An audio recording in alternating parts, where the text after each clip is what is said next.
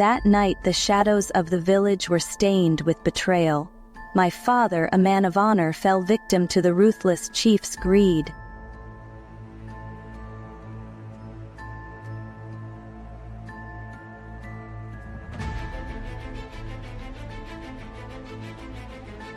Years passed, and with each day my resolve hardened. I became a soldier, not just for glory but to seek justice.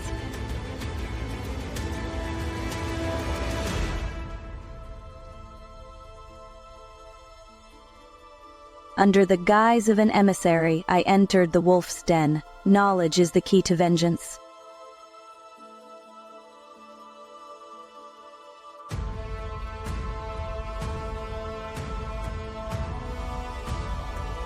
Face to face with my father's murderer, I realized that the past could no longer bind me. Tonight, justice would be served.